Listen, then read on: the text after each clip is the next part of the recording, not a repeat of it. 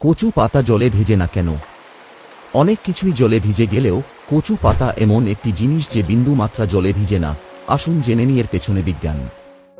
কচুর পাতায় হাইড্রোফোবিক জলবিকর্ষী স্তর থাকে। মূলত পাতার উপরের স্তরে এক ধরনের ওয়াক্সের আবরণ রয়েছে। এটাকে মোম বা পেট্রোলিয়াম জাতীয় পদার্থ বলা হয়। সাধারণত জলের ঘনত্ব মোমের ঘনত্ব অপেক্ষা বেশি এবং জল ও মোম পরস্পর দ্রবীভূত হতে পারে না।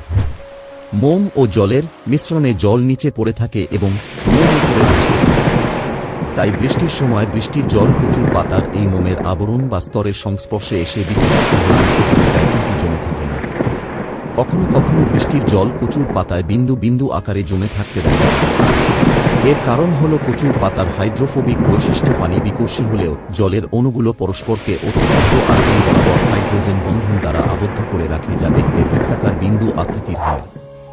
জল উপরের দিকে ছুঁড়ে মারলে দেখবেন বেশ কিছু গোলাকার ড্রপলেট সৃষ্টি হয়েছে।